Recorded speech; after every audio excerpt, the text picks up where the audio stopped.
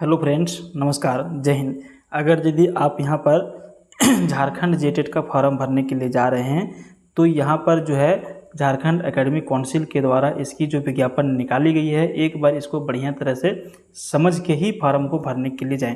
क्योंकि अगर यदि आप ये नोटिफिकेशन आप अच्छी तरह से देख के समझ के जाते हैं फॉर्म भरने के लिए तो आपको बिल्कुल भी दिक्कत नहीं होने वाला है, कुछ भी गलती होने की संभावना आपका नहीं रहेगा। ठीक है, तो यहाँ पे दोस्तों आप देख पा रहे हैं कि झारखंड अधिविद्य परिषद रांची, झारखंड एकेडमिक काउंसिल रांची जो है शिक्षक पात्रता परीक्षा 2024 के आयोजन के संबंध में आवश्यक सूचना निकाला हुआ है और ये विज्ञप्ति संख्या 30/2024 है। यानी कि 2024 में 30 विज्ञापन जो है निकाल दिए गए हैं। ये 30वां नंबर का है अलग अलग क्षेत्रों में। ठीक है, तो सबसे पहले हम यहाँ पर बात करेंगे इस फार्म को कैसे आप भर सकते हैं। ठीक है, तो इसको भरने का जो आपका व्यवस्था है वो ऑनलाइन है, ऑफलाइन आपको बिल्कुल भी नहीं भरना है। और इसको जो है 23 तारीख 7वां महीना 2024 से भर सकते हैं, यानी कि भरना चालू हो गया है और इसको लास्ट डेट 22/8/2024 तक भर सकते हैं। ठीक है, तो ये आपका 2-3 चीज़ हो गया। इसको भरने के लिए कौन कौन भर सकते हैं, तो सबसे पहले भारत का नागरिक होना चाहिए। दूसरा नंबर में आपराधिक मामले में सक्षम न्यायालय द्वारा दोषी सिद्ध नहीं हुआ हो। तीसरा, शैक्षणिक एवं प्रशैक्षणिक योग्यताएं जो निम्न प्रकार से दिए गए हैं वो आपके पास होना चाहिए। ठीक है, तो चलिए हम लोग और भी डिटेल में बात कर लेते हैं, इसके आगे बढ़ते हैं। ठीक है, उम्मीद करेंगे दोस्तों कि आपको हमारा डिस्प्ले जो है अच्छी तरह से दिख रहा होगा। हो सकता है थोड़ा सा ब्लर दिख रहा होगा क्योंकि ये जो PDF थोड़ा सा फट गया है। 2 नंबर पॉइंट में लिखता है कि शिक्षक पात्रता जांच परीक्षा का स्वरूप निम्नवत होगा। क नंबर में लिखता है कि पात्रता जांच परीक्षा के 2 स्तर अथा प्राथमिक विद्यालय स्तर एवं उच्च प्राथमिक विद्यालय स्तर के होंगे। अभ्यर्थी दोनों स्तरों की परीक्षा में भी सम्मिलित हो सकते हैं। कक्षा 1 से लेकर के 5 तक जो आपका रहेगा वो लेवल 1 का रहेगा, प्राथमिक विद्यालय स्तर का रहेगा। और कक्षा 6 से 8 तक के लिए उच्च प्राथमिक विद्यालय स्तर का लेवल का रहेगा, लेवल 2 का रहेगा। ठीक है, उसके बाद बोल रहा है कि प्रत्येक स्तर की परीक्षा में एक समेकित प्रश्न होगा जिसकी समय अवधि निम्नवत होगी। जैसे प्राथमिक कक्षा वाला जो कक्षा 1 से 5 तक वाला जो होगा इसमें आपको 2.5 घंटा मिलेगा। उच्च प्राथमिक कक्षा 6 से 8 के लिए 2.5 घंटा मिलेगा। दृष्टिबाधित दिव्यांग के लिए 30 मिनट का अतिरिक्त समय दिया जाएगा। उसके बाद ग नंबर में बोल रहा है कि परिषद के आधिकारिक वेबसाइट पर उपलब्ध जांच परीक्षा के स्वरूप के अनुसार दोनों स्तरों की परीक्षाएं आयोजित की जाएंगी। आगे लिखता है कि प्राथमिक विद्यालय के स्तर के लिए पात्रता जांच परीक्षा के प्रश्न NCERT या फिर CBSE एवं राज्य सरकार द्वारा अनुमोदित पाठ्यक्रम के अंतर्गत कक्षा 11 एवं 12 तक के सिलेबस पर आधारित होंगे। ठीक है, ये किसके लिए बोल रहा है, प्राथमिक विद्यालय के लिए। ठीक है, इनकी कठिनाई का अधिकतम स्तर 10+2 या फिर उच्चतर माध्यमिक या समकक्ष के लिए होगा। इसकी जो लेवल परीक्षा की रहेगी वो। अगला बोलता है कि उच्च प्राथमिक विद्यालय स्तर के लिए पात्रता जांच परीक्षा के प्रश्न विश्वविद्यालय अनुदान आयोग से मान्यता प्राप्त स्टेट यूनिवर्सिटी के स्नातक के पाठ्यक्रम के अनुरूप होगा एवं प्रश्नों की कठिनाई का स्तर स्नातक या समकक्ष होगा। ठीक है, समझ गए। उसके बाद बोल रहा है कि शिक्षक पद पर नियुक्ति हेतु अभ्यर्थी को भाषा 2 में कार्मिक प्रशासनिक सुधार तथा राजभाषा विभाग की अधिसूचना संख्या 1428 दिनांक 10/3/23 प्राथमिक कक्षा 1 से लेकर के 5 तक के लिए एवं अधिसूचना संख्या 1427 दिनांक 10/3/2023 उच्च प्राथमिक कक्षा 6 से 8 के लिए में उल्लिखित 15 भाषाओं में से किसी एक भाषा की परीक्षा देना अनिवार्य होगा। समझ गए, जो 15 लिस्टेड भाषा है उसमें से एक आपको जो है परीक्षा उसमें से एक देना अनिवार्य आपके लिए होगा। ठीक है, ये मैंडेटरी है। तो 15 कौन कौन सा भाषा है वो जब फॉर्म भरने जाइएगा उस टाइम आपको डिटेल में मिल जाएगा, या फिर उसके पहले एक बार देख लीजिएगा लिस्ट निकाल करके। उसके बाद बोल रहा है कि परीक्षा में उत्तीर्णता हेतु निम्नवत प्रतिशत अंक लाना अनिवार्य होगा। प्रत्येक खंड के लिए न्यूनतम प्राप्तांक जो है इतना % रहेगा और कुल प्राप्तांक न्यूनतम इतना % रहेगा। जैसे सामान्य जाति से है, जैसे जनरल से है, तो न्यूनतम प्राप्तांक आपका 40 होना चाहिए और यहाँ पर कुल प्राप्तांक का जो है 60% होना चाहिए। अनुसूचित जाति का 30% और इसमें कुल प्राप्तांक में 50%। अनुसूचित जनजाति के लिए 30, आदिम जनजाति के लिए 30 और इनके लिए दोनों के लिए कुल प्राप्तांक न्यूनतम प्रतिशत में 50 होना चाहिए। उसके बाद अत्यंत पिछड़ा वर्ग अनुसूची 1, अनुसूची 2 के लिए 35-35 और 55-55। आर्थिक रूप से कमजोर EWS के लिए 35-55 और दिव्यांग व्यक्ति के लिए 30 और 50 रहेगा। ठीक है, उसके बाद बोल रहा है कि परीक्षा की सभी विषयों के प्रश्न ऑब्जेक्टिव एवं बहुविकल्पीय होंगे, ठीक है, जिसका उत्तर OMR शीट में निर्धारित स्थान पर चिन्हित करना होगा। इसका मतलब ये है कि फार्म तो आप ऑनलाइन भरेंगे लेकिन परीक्षा आपका ऑफलाइन होगा। अंकों की ऋणात्मक गणना नहीं की जाएगी और सबसे बड़ा बात है कि नेगेटिव मार्किंग इसमें नहीं होगी। परीक्षा के दौरान OMR शीट पर दिए गए निर्देशों को सावधानीपूर्वक पढ़ेंगे और उनका अनुपालन करना सुनिश्चित करेंगे।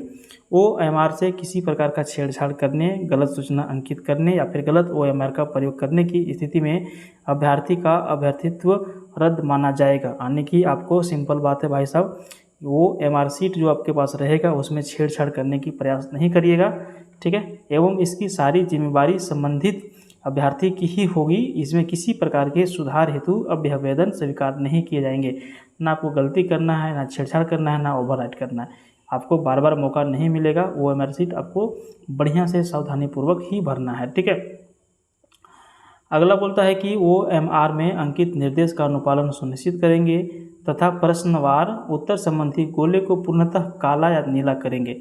पूर्णतः काला या नीला करेंगे, प्रयास करिएगा काला पेन ही लेकर के जाइएगा। सही प्रकार से काला या नीला नहीं किए जाने की स्थिति में संबंधित प्रश्न के उत्तर की जांच नहीं की जाएगी और दिए गए उत्तर को अमान्य कर दिया जाएगा, ठीक है। जैसे 4 ऑप्शन ऐसे रहते हैं, ठीक है, 1 2 3 4। मान के चलिए किसी का आंसर आपका बी है, ठीक है, तो बी जो है आपका, इसको एकदम इतना बढ़िया से गोल करिएगा, इतना बढ़िया से गोल करिएगा। ये बीच में देखिए कहीं कहीं पॉइंट तुक दिख रहा है, इस तरह से नहीं दिखना चाहिए, बिल्कुल एकदम काला कर देना चाहिए, ठीक है, तो ही कंप्यूटर उसको रीड करेगा। नहीं तो अगर यदि आप ऐसे कर दीजिएगा, ऐसे कर दीजिएगा, आधा खाली छोड़ दीजिएगा तो इसमें रीड नहीं करेगा, यही बता रहा है। अगला बोल रहा है कि परीक्षा फल प्रकाशन के उपरांत OMR का मूल्यांकन पुनः जांच नहीं की जाएगी और ना ही इस संबंध में किसी भी अभ्यावेदन पर विचार किया जाएगा। यानी कि उसके बाद किसी भी तरह का आपकी बात नहीं सुनी जाएगी, ठीक है, परीक्षा का प्रकाशन के बाद। परीक्षा शुल्क भी रखा गया है, थोड़ा समझ लीजिएगा। यहाँ पे प्राथमिक स्तर कक्षा 1 से 5 के लिए रुपया में, उच्च स्तर के 6 से 8 के लिए रुपया में और प्राथमिक स्तर 1 से 5 एवं उच्च प्राथमिक स्तर 6 से 8 दोनों के लिए रुपया में, ठीक है। ये जो है, अगर यदि आप सिर्फ 1 भरते हैं 1 से 5 तक तो सामान्य जाति का 13, और अगर यदि 6 से 8 भरते हैं तो 1300, और अगर ये दोनों भरते हैं तो 1500। अनुसूचित जाति 1 भरते हैं तो 7, दोनों भरते हैं तो 800। अनुसूचित जनजाति 700, 700, 800। आदिम जनजाति 500, 500, 600। BC1 1300, 1300, 1500। BC2 1300, 1300, 1500 और आर्थिक रूप से कमजोर 1300, 1300, 1500। दिव्यांग 700, 700, 800। ये आपका परीक्षा शुल्क है। जब आप इसको ऑनलाइन करने के लिए जाइएगा तो उस टाइम वहाँ पे आपको सारा डिटेल और भी बता दिया जाएगा। उसके बाद बोल रहा है कि शुल्क की राशि जमा करने के पश्चात उक्त राशि वापस नहीं होगा। फी नॉट रिफंडेबल। ये फी रिफंडेबल नहीं है, एक बार जमा कर दिया मतलब का कहानी खत्म, आप उसको ले नहीं सकते। 4 में बोल रहा है कि अभ्यर्थी ऑनलाइन भरे जाने वाले आवेदन में से सभी प्रविष्टियां सही एवं त्रुटि रहित ही भरेंगे।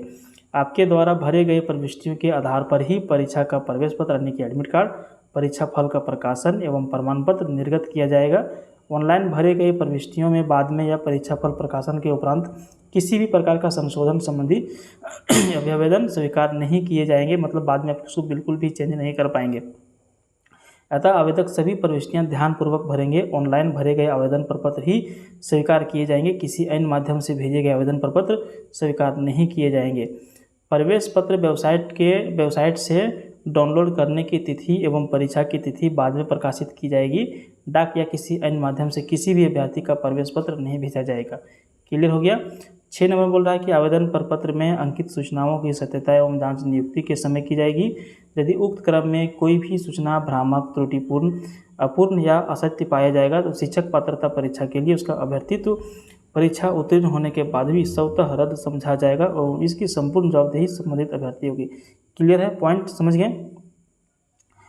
7 में बोल रहा है कदाचार के आरोपित अभ्यर्थी को अगले 2 परीक्षा तक पात्रता परीक्षा में सम्मिलित होने से वंचित कर दिया जाएगा, चोरी करने वालों को। 8 में बोल रहा है कि सफल उम्मीदवारों के प्रमाण पत्र की वैधता उनके शैक्षणिक या प्रशैक्षणिक उपलब्धियों एवं अन्य वांछित प्रमाण पत्रों की प्रामाणिकता, सत्यता के फलाफल पर निर्भर या प्रभावित करेगा। समझ गए। शिक्षक पात्रता परीक्षा में उत्तीर्णता के आधार पर शिक्षक अनुदेशक पद पर नियुक्ति का दावा या अधिकार नहीं होगा, क्योंकि यह मात्र एक अर्हता जांच परीक्षा है। क्लियर। कृपया परिषद के वेबसाइट पर उपलब्ध सभी संबंधित नियमावलियों, सूचनाएं, निर्देश, परिपत्र, आदेश आदि को सावधानीपूर्वक अध्ययन जरूर कर लीजिएगा, मेरे बताने के बाद भी और इनके बताने के बाद भी। नोट में लिखता है, विज्ञापन तैयार करने में पूरी सावधानी बरती गई है, फिर भी झारखंड अधिवक्ता परिषद रांची यानी कि जैक रांची या फिर जैक भूल सुधार या टाइपिंग का भूल सुधार का अधिकार अपने पास सुरक्षित रखता है। ये आपका पूरा डिटेल था। अब हम थोड़ा सा स्टार्टिंग वाला पॉइंट में एक बार फिर से आप करके उन लोगों के लिए बता देते हैं जो अभी बीएड वगैरह कर ही रहे हैं, उनका डिग्री कंप्लीट नहीं हुआ है। थोड़ा सा 1 मिनट 1.5 मिनट का समय और लगेगा, रुके रहिएगा वीडियो में।